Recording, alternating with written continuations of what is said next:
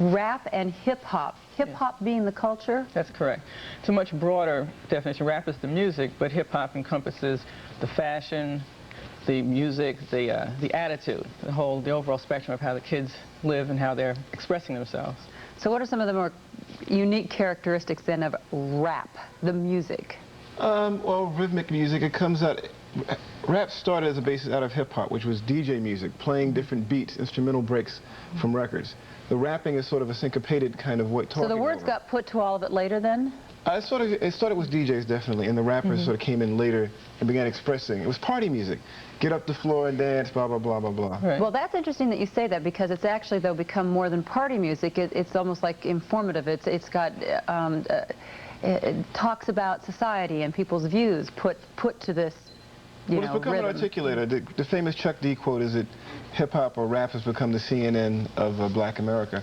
In a lot of ways, if you had a time capsule and you took a rap record and opened it up in the year 2020, you'd have a really wide sense of how African-American kids felt about their lives.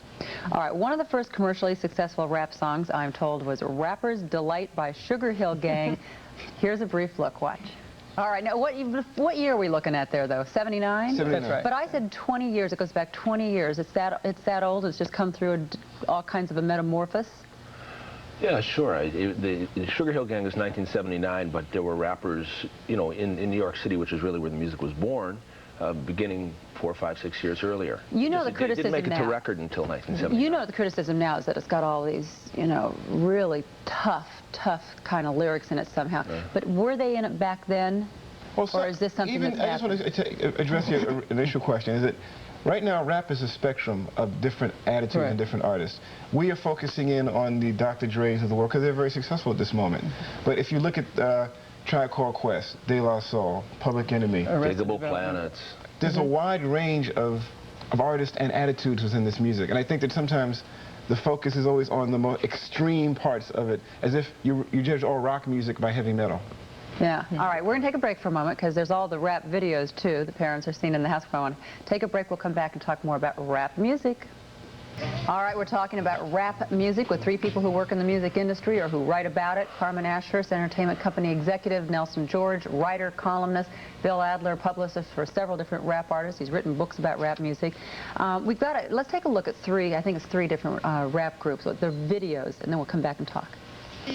Everybody's sitting here like this. But it's interesting that this music has gone in such different directions. We have the real, the one with the lyrics that gets so much attention. Then you've got the one that's really gone mainstream, being used in commercials everywhere. It's even being used in some more mellow kinds of music, just incorporating that kind of beat to it.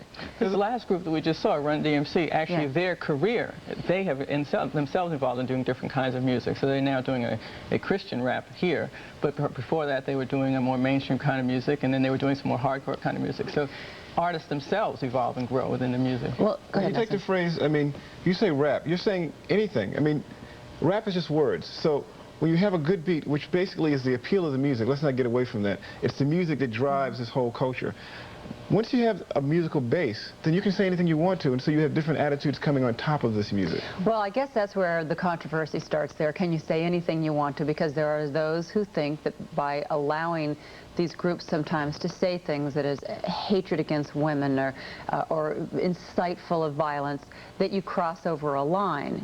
And that's really where they get the bad rap, if you will. And some people say it's the record companies that even give them the voice. Well, the record companies certainly do. I mean, it would be a difficult role for a record company to play, to tell artists that they can and cannot say what they want to do. Then it would be a different kind of controversy. Of course, there have been some record companies that have dropped artists for some do, but going too far. Record companies' job is to sell records, and we should be clear. So when we hear, like the NAACP, as you referred to when we were talking, or Calvin Butts making criticism, that is what their job is, and that their job is to talk about the moral fiber of the country. And you don't want the record companies, or you don't want the television stations really defining our moral character. We need more leadership, and that's a problem that the youth have, and that we've been talking about, that needs to be addressed societally, not through the music. And this question has gone on for years. Does it incite behavior, or is it talking about... Well, you think it's the other way around. What do you think? I think it's a kind of a circular thing. I mean, I think that, people like to argue that people who defend the music all the time like to say, well, you got to take a look at the positive groups and the positive effect they have. We have to accept the fact that I think negative groups will have a negative effect as well. Is it going to stand the test of time? Well, it's already went longer than most people thought it would, and I see it. It's longer than acid rock, longer than folk rock. New wave, all of these things have come and gone while rap has been around. So I envision it being around in some form around the year 2000.